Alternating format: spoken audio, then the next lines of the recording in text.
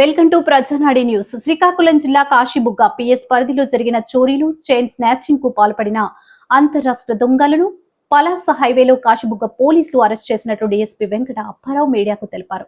పలాస మండలం లక్ష్మీపురం, పెద్ద నారాయణపురం, వివేకానంద నగర్, పల్లి వీధులతో పాటు 3 ఇళ్లలో చోరీ, చైన్ స్నాచింగ్ కు పాల్పడిన ఒడిశాకు చెందిన సంతోష్ సాహు, రాజ్ కుమార్ సీతి, బబుల్లా సీతి దొంగిలించిన సొత్తును అమ్మేందుకు పలాస వైపు బైక్లపై వస్తుండగా పోలీసులు అరెస్ట్ చేశారన్నారు.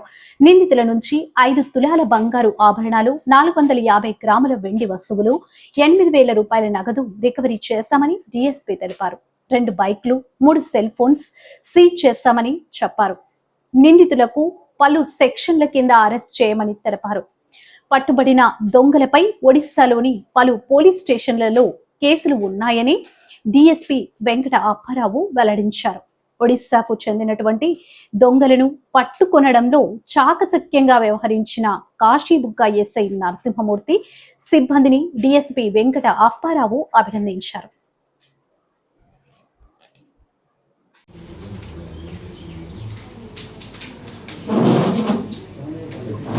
కాశీబుగ్గ పోలీస్ స్టేషన్ పరిధిలో గత కొద్ది కాలంగా రాత్రులు ఇల్లు చోరీలు జరుగుతున్నాయి. ఈ జరిగిన కేసు సందర్భంగా విచారణలో భాగంగా కాశీబుగ్గ సిఐ గారు మరియు వారి సిబ్బంది ఈ నేరస్తులను గుర్తించడంలో అనేక రకాలైన ప్రయత్నాలు చేయడం జరిగింది. ఆ ప్రయత్నంలో భాగంగా ఈరోజు మొదటిపాడు జంక్షన్ వద్ద సాయంత్రం 6 గంటలకు ఎస్ఐ గారికి 2 బళ్ళపైన వెళ్తుండగా అనుమాన స్థితిలో వారిని పట్టుకోవడం జరిగింది.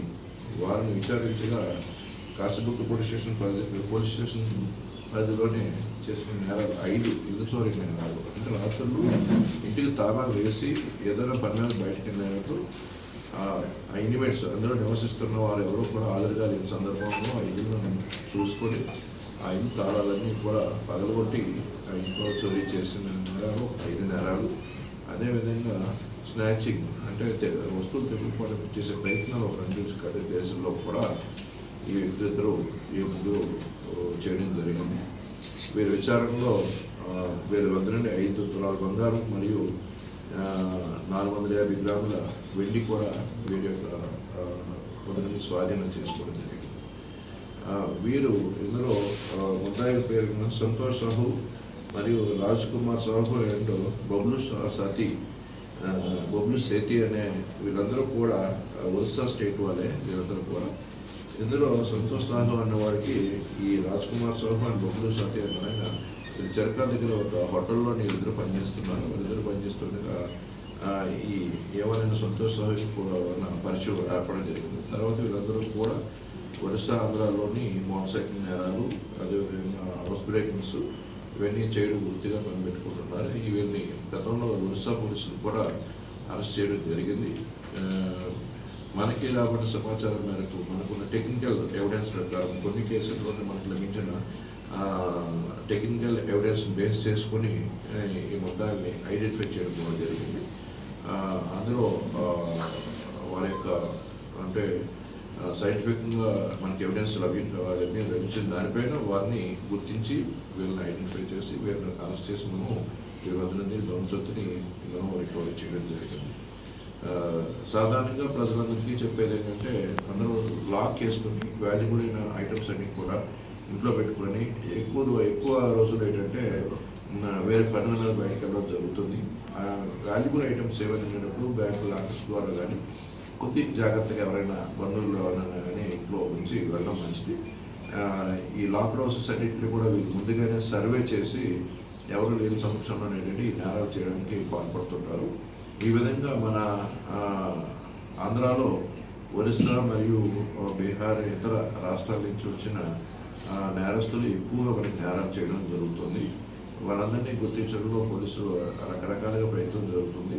వీళ్ళందరూ అనేక రకాలైన కవర్స్ అంటే ఏదో ఒక రూపాన్ని మన ఏరియాలో తిరుగుతూ మన ఏరియాని అంతటినీ కూడా సర్వే చేస్తారు. సర్వే చేసి ఎక్కడ దొంగతనం చేయడానికి అనుకూలంగా ఉన్నదా అని పరిశీలన చేసుకొని వాళ్ళు దొంగతనాలు చేస్తున్నారు.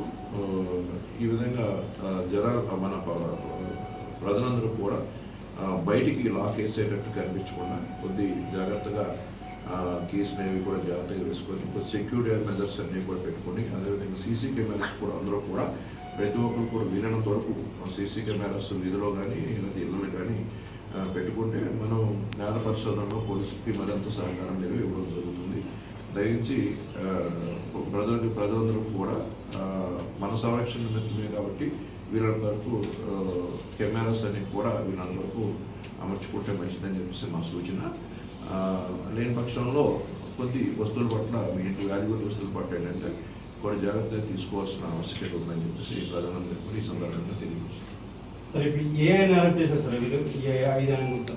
ఇప్పుడు లక్ష్మీపురం గ్రామంలోని ఒకటి, అదేవిధంగా పెదనారాయణపురం విలేజ్లో 2 నేరాలు అవి కూడా హెచ్బీలే జరిగాయి. అదేవిధంగా 2 స్నాచింగ్ కేసెస్ మన ఏరియాలో అటెంప్ట్ జరిగాయి. కాశీబుగ్గ టౌన్లోనే జరిగింది.